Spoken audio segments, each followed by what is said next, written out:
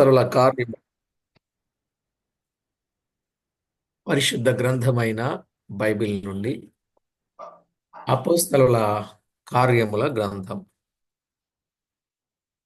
మొదటి అధ్యాయం మొదటి నుండి 3 వచనాలు చదువుకుందాం. అపోస్తలుల కార్యముల గ్రంథం మొదటి అధ్యాయం మొదటి నుండి 3 వచనాలు చదువుకుందాం. ఓ థియోఫిల, యేసు తాను ఏర్పరచుకొనిన అపోస్తలులకు పరిశుద్ధాత్మ ద్వారా ఆజ్ఞాపించిన తరువాత ఆయన పరమునకు చేర్చుకొనబడిన దినము వరకు ఆయన చేయుటకును బోధించుటకును ఆరంభించిన వాటినన్నింటిని గూర్చి నా మొదటి గ్రంథమును రచించి తిని, ఆయన శ్రమపడిన తరువాత 40 దినముల వరకు వారికి అగపడుచు దేవుని రాజ్య విషయములను గూర్చి బోధించుచు అనేక ప్రమాణములను చూపి వారికి తన్ను తాను సజీవునిగా కనపరచుకొనెను. చదవబడిన దైవ లేఖనం కొరకు ప్రార్థన చేసి వాక్యాన్ని ధ్యానం చేద్దాం. ప్రతి ఒక్కరూ కూడా ప్రార్థనలో ఏకీభవించండి. జీవాధిపతి అయిన మా ప్రభువా, మీకు స్తోత్రం. చదవబడిన లేఖన భాగమును దీవించి మా అందరితో మీరు తేటగా సూటిగా మాట్లాడి మా వ్యక్తిగత భక్తి జీవితానికి, మా భవిష్యత్తుకు ఆధారమైన ఆత్మీయ సంగతులను బయలుపరచి మీ నామానికి మహిమ ఆపాదించుకొనమని యేసుక్రీస్తు నామమున వేడుచున్నాము తండ్రి, ఆమేన్. ప్రభునందు ప్రియులారా, చదువుకున్న దైవ గ్రంథములో మనము 5 విషయాలు విన్నాం. అపోస్తలుల కార్యముల గ్రంథము యొక్క ఉపోద్ఘాతములో 5 విషయాలు మనం విన్నాం. 1 రచయిత, 2 గ్రంథనామం, 3 గ్రంథ రచనా కాలం, 4 ఈ గ్రంథములో వ్రాయబడిన ముఖ్యోద్దేశం లేక ఉపదేశం. 4 విన్నాం. 5 విశేషాంశములు. విశేషాంశములలో 1 తండ్రి వాగ్దానం, 2 పరిశుద్ధాత్మ శక్తి, 3 జీవజల నదులు శిష్యులలో నుండి పారుట, 4 క్రీస్తు సంఘ వివరణ, 5 ఈ గ్రంథములో 2 భాగములు ఉన్న విషయాన్ని మనము తేటగా విన్నాం. ప్రియులారా, అందులో 6 ఈ గ్రంథము సహజముగా 3 భాగములు కలిగి ఉన్నది అనే విషయాన్ని దేవుని వాక్యంలో తేటగా మనము విన్నాం. ఇప్పుడు 6వది ముఖ్యాంశం, అంటే 5వది విశేషాంశములు, దాని కంటిన్యూషన్ 6వది ముఖ్యాంశం. ముఖ్యాంశం సాక్ష్యము. ముఖ్యాంశం సాక్ష్యం.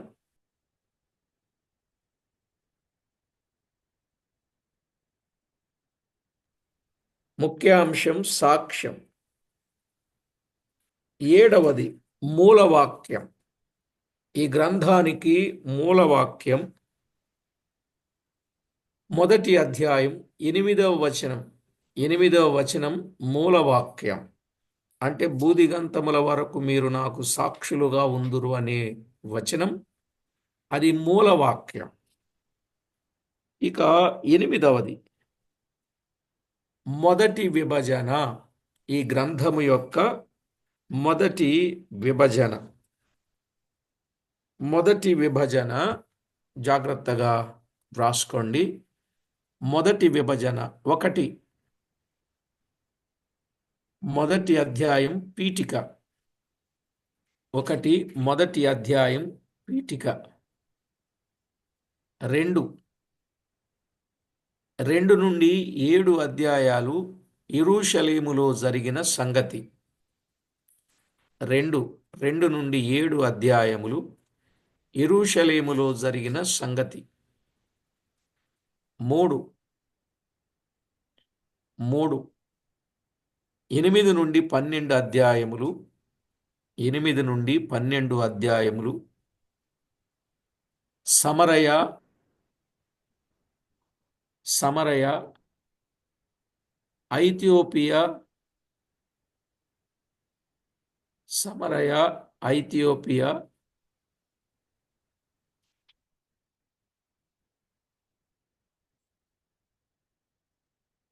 దమస్కు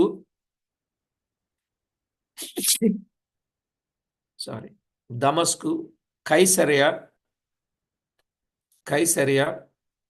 మొదలగు స్థలముల వరకు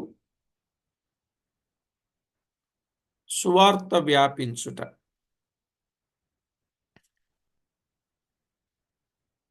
సమరయ ఐథియోపియా దమస్కు కైసరయ మొదలగు స్థలముల వరకు సువార్త వ్యాపించుట. ఇక 4 13 నుండి 15 అధ్యాయాలు 13 నుండి 15 అధ్యాయాలు మొదటి సువార్త యాత్ర వివరం. మొదటి సువార్త యాత్ర వివరము.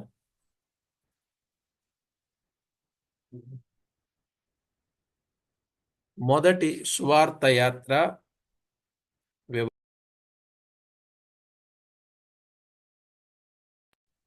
మొదటి సువార్త యాత్ర వివరము అనగా చిన్న ఆసియాకు సువార్త వచ్చిన సంగతి.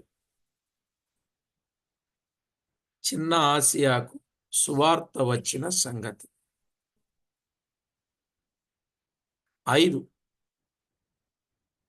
16వ అధ్యాయం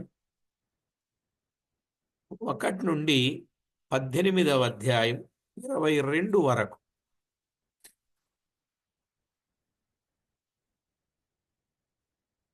16వ అధ్యాయం 1 నుండి 18వ అధ్యాయం 22 వరకు రెండవ సువార్త యాత్ర వివరం. రెండవ సువార్త యాత్ర వివరం.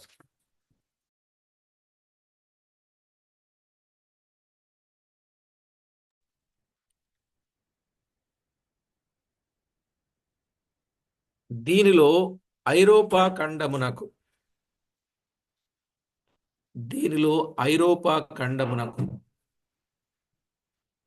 సువార్త వచ్చిన సంగతి. దీనిలో ఐరోపా ఖండమునకు సువార్త వచ్చిన సంగతి. ఇక 6 18వ అధ్యాయం 23 నుండి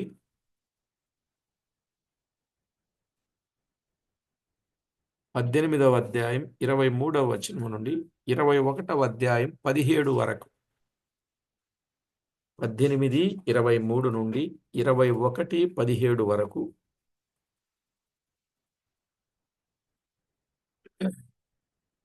మూడవ సువార్త యాత్ర.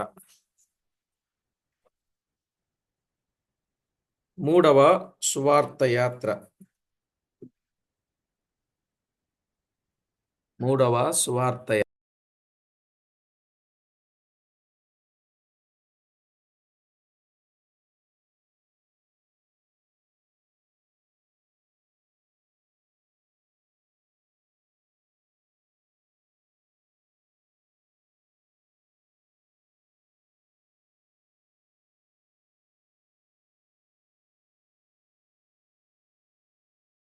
మూడవ సువార్త యాత్ర. దీనిలో నానా సంఘములు స్థాపించబడినట్లు చూస్తాం. దీనిలో నానా సంఘములు స్థాపించబడినట్లు చూస్తాం.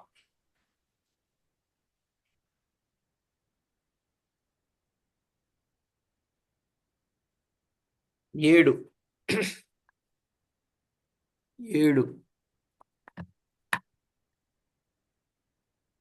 21వ అధ్యాయం 18 నుండి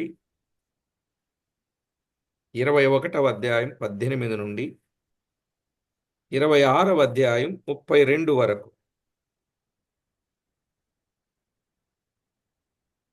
26వ అధ్యాయం 32 వరకు. పౌలు కారాగారములో నుండిన సంగతి. పౌలు కారాగారములో నుండిన సంగతి.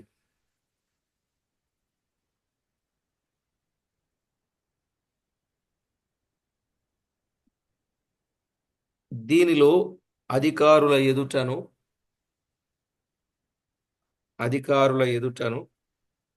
రాజుల ఎదుటను రాజుల ఎదుటను తేబడిన పౌలు గొప్ప సాక్ష్యమిచ్చు సంగతి. పౌలు గొప్ప సాక్ష్యమిచ్చు సంగతి. 8, 27, 28 అధ్యాయాలు. 27, 28 అధ్యాయాలు. పౌలు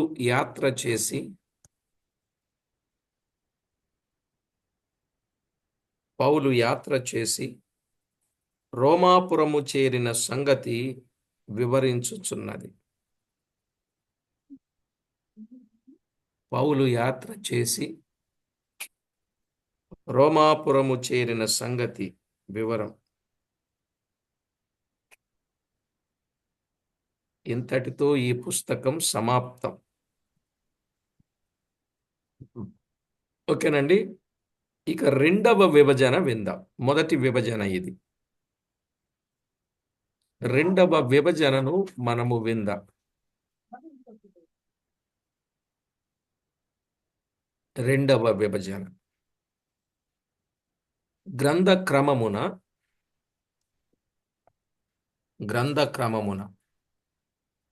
పరిశుద్ధాత్మ సువార్త వ్యాపకత్వమును గూర్చి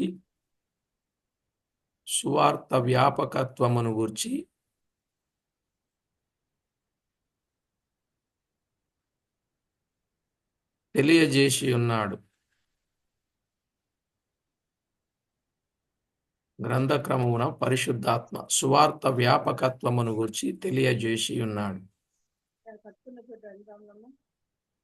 ఆ వచనాలు ఈ పుస్తకములోని 6 ముఖ్యమైన భాగాలను సూచించుచున్నాయి.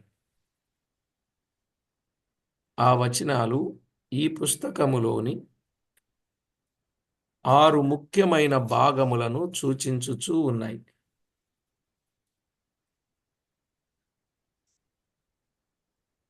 అందులో ఒకటి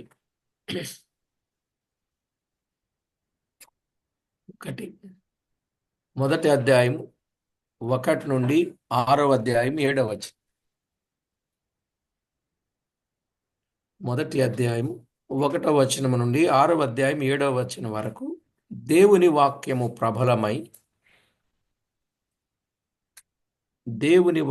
ప్రబలమై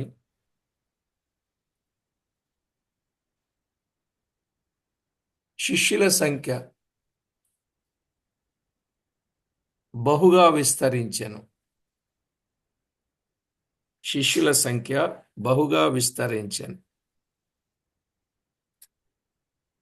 యెరూషలేములోని సేవ.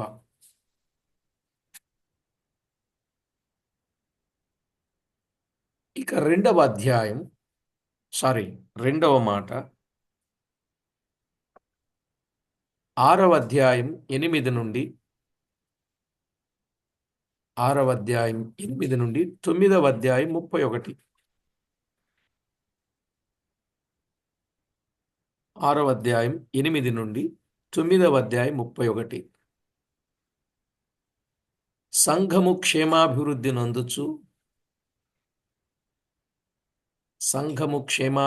నొందుచు సమాధానము కలిగి ఉండెను.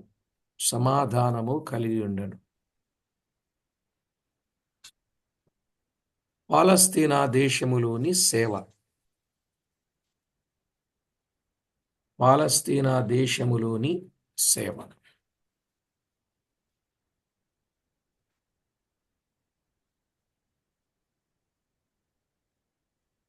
3. 9వ అధ్యాయం 32 నుండి 12వ అధ్యాయం 24. 9వ అధ్యాయం 32 నుండి 12వ అధ్యాయం 24. దేవుని వాక్యము ప్రబలమై వ్యాపించుచుండెను. దేవుని వాక్యము ప్రబలమై వ్యాపించుచుండెను. సిరియా దేశమందును చుట్టుప్రక్కల ప్రదేశములయందును జరిగిన సేవ. సిరియా దేశమందును చుట్టుప్రక్కల ప్రదేశములయందును జరిగిన సేవ. 4వ సంగతి.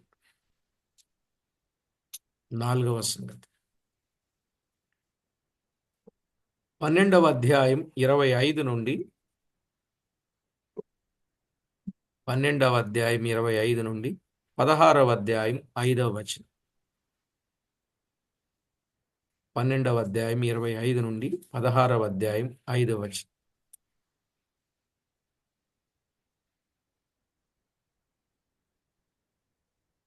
సంఘములు విశ్వాసమందు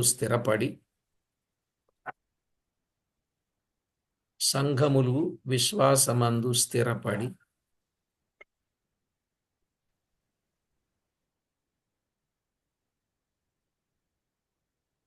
అనుదినము లెక్కకు విస్తరించుచుండెను.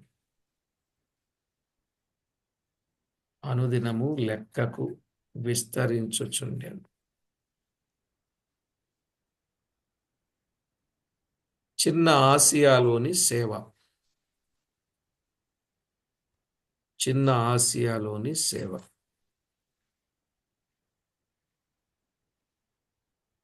5.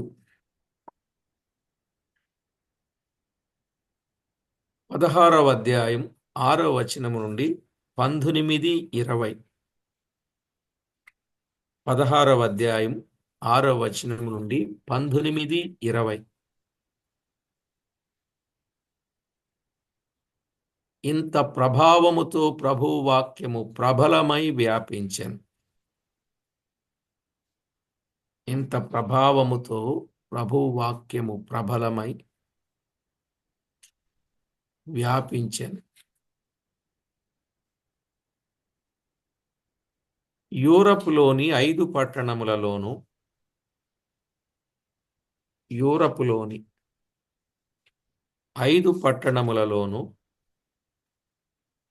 ఎఫెసులోను చేసియున్న సేవ. యూరపులోని 5 పట్టణములలోను ఎఫెసులోను చేసియున్న సేవ.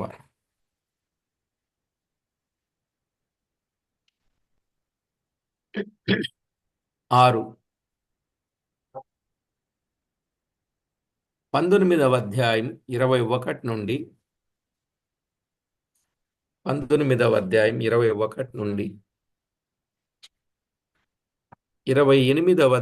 31. 19, 21 నుండి 28వ అధ్యాయం 31. సువార్త రోమా పట్టణమునకు కూడా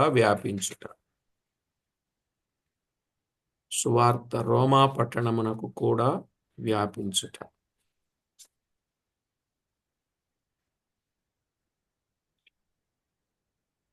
3వ విభజన. ఏమండి, ఈ విభజన ప్రయోజనకరమేనంటారా?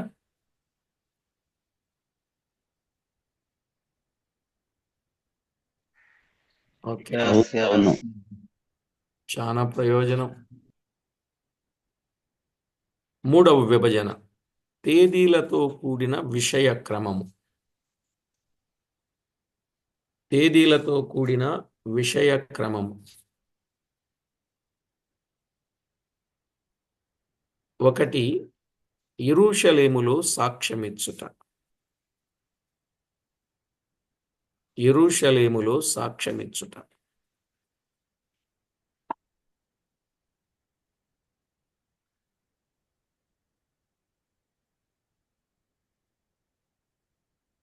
మొదటి నుండి 7 అధ్యాయములలో మొదటి నుండి 7 అధ్యాయములలో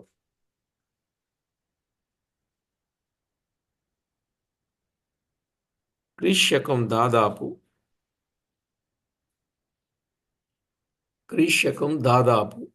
30 నుండి 35 సంవత్సరాలు. క్రీశకం దాదాపు 30 నుండి 35 సంవత్సరాలు. ఇది రోమన్ అంకె 1 అండి. రోమన్ అంకె 1 యెరూషలేములో సాక్ష్యమిచ్చుట. ఇప్పుడు ఆ 1లో 1, ఆ 1లో 1 సంఘస్థాపన. సంఘస్థాపన, దాని అధికారం. 1-2 అధ్యాయాలు. సంఘస్థాపన, దాని అధికారం. 1-2 అధ్యాయాలు.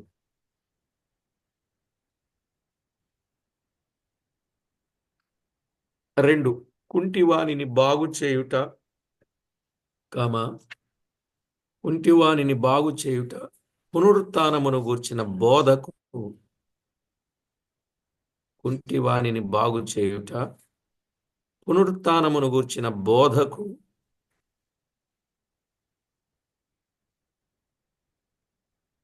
సద్దూకయ్యుల వ్యతిరేకత ఆరంభమగుట. సద్దూకయ్యుల వ్యతిరేకత ఆరంభమగుట. 3వ అధ్యాయం 1 నుండి 4, 31. 3వ అధ్యాయం 1 నుంచి 4 వచనాలు మరియు 31వ వచనం. ఇక 3వది ఆది సంఘము యొక్క సమస్యలు. ఆది సంఘము యొక్క సమస్యలు. బ్రాకెట్లో రాసుకోండి. సాంఘిక సంఘ పరిపాలనను గూర్చిన సమస్యలు. సాంఘిక సంఘ పరిపాలనను గూర్చిన సమస్యలు. సాంఘిక సంఘ పరిపాలన గూర్చిన సమస్య. Bracket close.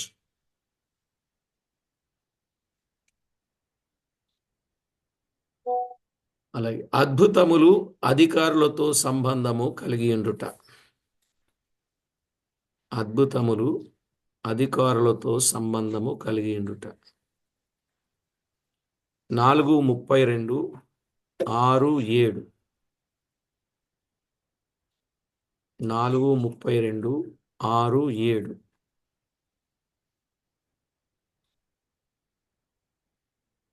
4. సద్దూకయ్యుల హింస, హెల్లేనీయుల ప్రభావం. సద్దూకయ్యుల హింస, హెల్లేనీయుల ప్రభావం. 6:8 నుండి 7:60. 6:8 నుండి 7:60.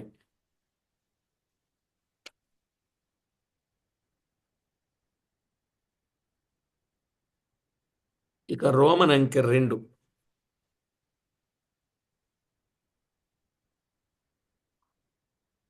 రోమన్ అంకె 2. యూదయ సమరయ వాటి చుట్టుప్రక్కల. రోమన్ అంకె 2. యూదయ సమరయ వాటి చుట్టుప్రక్కల ప్రాంతములో సాక్ష్యమిచ్చుట.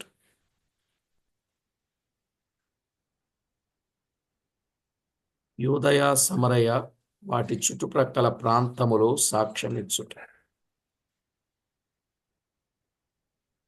8:12. 8 నుండి 12 అధ్యాయాలు. క్రీశకం దాదాపు 35 నుండి 47 సంవత్సరాలు. క్రీశకం దాదాపు 35 నుండి 47 సంవత్సరాలు.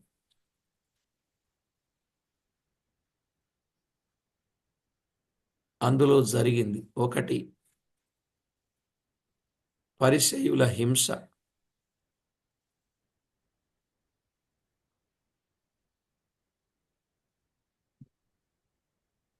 బలవంతమైన సంఘ విస్తరణ.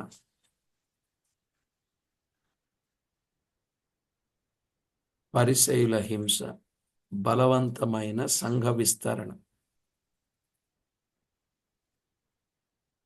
8:1-40. 8:1-40. 2. పౌలు మారు మనసు పొందుట వలన. పౌలు మారు మనసు పొందుట వలన క్రైస్తవ చరిత్రలో కలిగిన మార్పు. పౌలు మారు మనసు పొందుట వలన క్రైస్తవ చరిత్రలో కలిగిన మార్పు. 9:1-31. 9:1-31. 3. అన్యజనులకు తలుపు తెరువబడుట. అన్యజనులకు తలుపు తెరువబడుట. 9:32-11:30. 9:32-11:30. అన్యజనులకు తలుపు తెరవబడుట. 4. ప్రభుత్వము కలిగిన నూతన హింస. ప్రభుత్వము వలన కలిగిన నూతన హింస. 12వ అధ్యాయము 1-25 వచనాలు. 12వ అధ్యాయం 1-25 వచనాలు. దాదాపు క్రీశకం 44-46 మధ్యకాలం. క్రీశకం దాదాపు 44-46 సంవత్సరాలు మధ్యకాలం. ఇక 3వ రోమనంకె 3. రోమనంకె 3. బూదిగంతముల వరకు సాక్ష్యమిచ్చుట. బూదిగంతముల వరకు సాక్ష్యమిచ్చుట. 13వ అధ్యాయం 13-28 అధ్యాయాలు.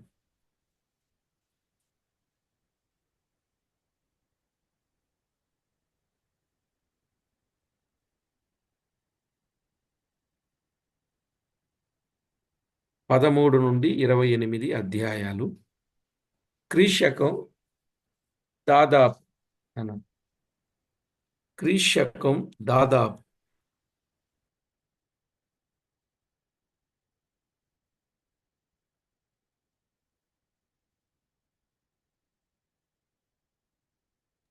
క్రీశకం దాదాపు 47-63.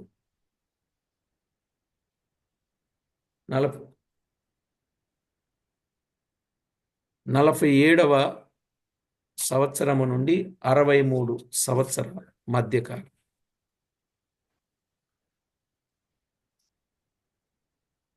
అందులో 1 పౌలు బర్నబాలు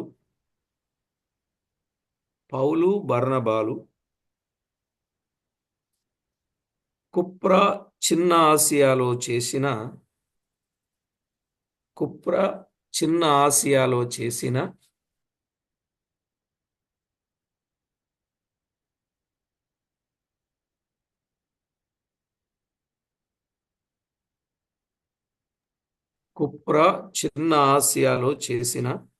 మొదటి మిషనరీ ప్రయాణం. కుప్రా చిన్న ఆసియాలో చేసిన మొదటి మిషనరీ ప్రయాణం. 13-14 అధ్యాయాలు. 13-14 అధ్యాయాలు. క్రీస్తు దాదాపు 47 నుండి 49. క్రీస్తు దాదాపు 47 నుండి 49 సంవత్సరాలు.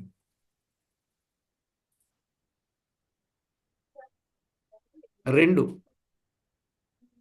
రోమన్ అంకె 3లో 2 యెరూషలేము సభ 15వ అధ్యాయం. యెరూషలేము సభ 15వ అధ్యాయం. క్రీస్తు దాదాపు 49 లేక 50. క్రీస్తు 49 లేక 50. ఇక మూడవ విషయం, పౌలు యొక్క రెండవ మిషనరీ ప్రయాణం. పౌలు యొక్క రెండవ మిషనరీ ప్రయాణం. దీని మూలము సువార్త ఐరోపా ఖండములో ప్రవేశించుట. దీని మూలము సువార్త ఐరోపా ఖండములో ప్రవేశించుట. 15వ అధ్యాయం 36 నుండి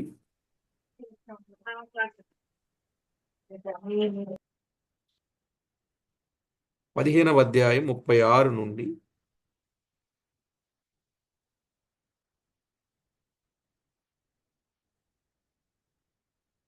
18వ అధ్యాయం 22. 15:36 నుండి 18:22. క్రీస్తు దాదాపు 50 నుండి 52 సంవత్సరాలు. 50 నుండి 52 సంవత్సరాలు. 4 పౌలు యొక్క మూడవ మిషనరీ ప్రయాణం. పౌలు యొక్క మూడవ మిషనరీ ప్రయాణం. 18వ అధ్యాయం 23 నుండి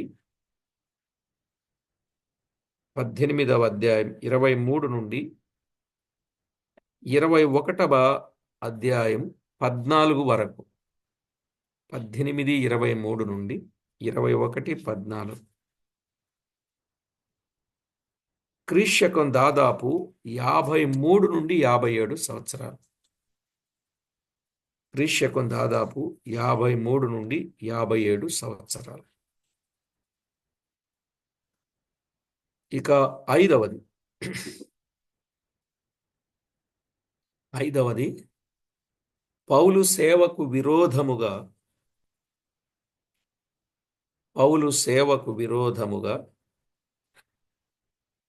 యెరూషలేము యూదులను రెచ్చగొట్టుట.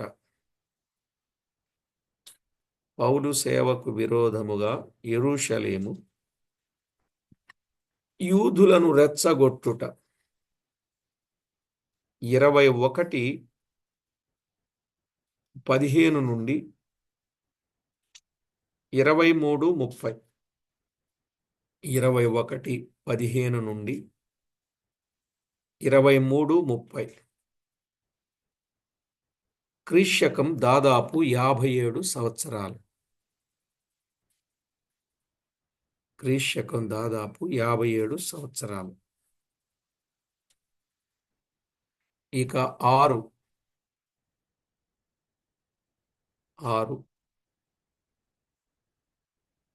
కైసరలో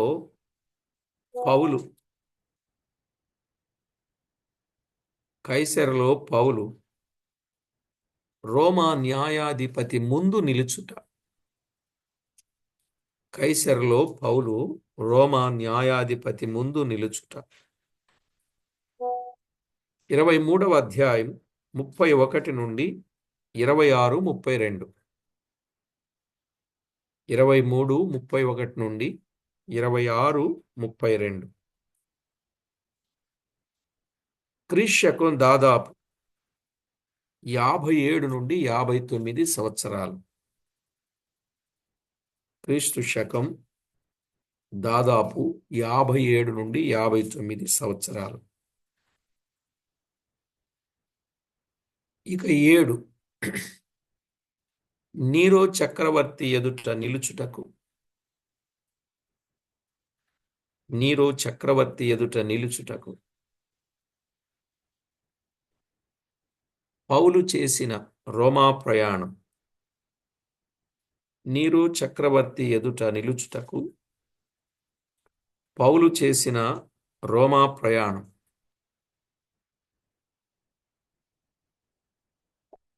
27వ అధ్యాయం 1 నుండి 28వ అధ్యాయం 15 వరకు. 27వ అధ్యాయం 1 నుండి 28వ అధ్యాయం 15 వరకు. క్రీస్తు శకం దాదాపు 59-60 శీతాకాలం. 59-60 శీతాకాలం.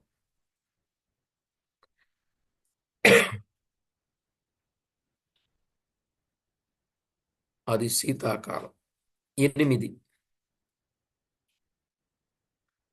పౌలు నీరో చక్రవర్తి. పౌలు నీరో చక్రవర్తి ఇష్టము వచ్చినప్పుడు పౌలు నీరో చక్రవర్తి ఇష్టము వచ్చినప్పుడు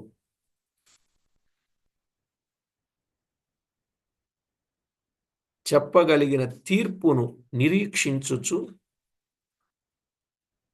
నీరో చక్రవర్తి ఇష్టము వచ్చినప్పుడు చెప్పగలిగిన తీర్పును నిరీక్షించుచు 2 సంవత్సరములు రోమాలో నిలిచి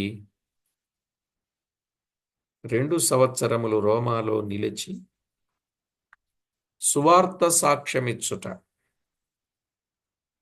సువార్త సాక్ష్యమిచ్చుట. 28-16 నుండి 31. 28-16 నుండి 31.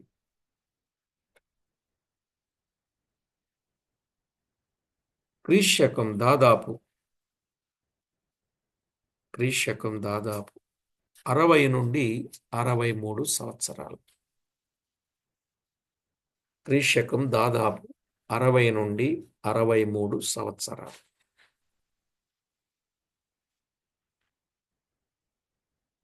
ఇవన్నీ 3వ విభజనలో తేదీలతో కూడిన విషయ క్రమం. ప్రభునందు ప్రియులారా, దాదాపుగా ఉపోద్ఘాతమును చెప్పడానికి మనకి 4 దినాలు పట్టింది. ఇక మొదటి అధ్యాయము నుండి 28 అధ్యాయాలు ధ్యానము చేయడానికి ఎన్ని దినాలు పట్టుద్దో. ఇంత వివరంగా తెలుస్తున్నప్పుడు మీ అందరికీ చాలా హ్యాపీగా ఉంటుందని, ఇంత చక్కని విషయాలు దేవుని భక్తులు మన కొరకు ఎంతో కష్టపడి, ఎంతో శ్రమపడి దీనిని ఇంత వివరంగా మనకు తెలియచేయడానికి ప్రభువు వారికి ఇచ్చిన కృపను బట్టి ప్రభువును మనము స్తుతిద్దాం.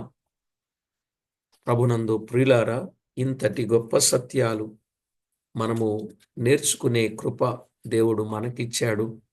ఆయుష్ ఇచ్చాడు, ఆరోగ్యం ఇచ్చాడు, అవకాశం కూడా ఇచ్చాడు కదా.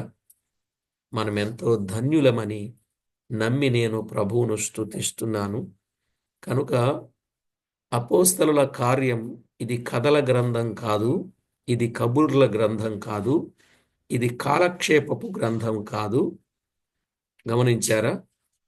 ఇది కల్లబొల్లు కబుర్ల గ్రంథం కాదు, ఇది కార్యముల గ్రంథం.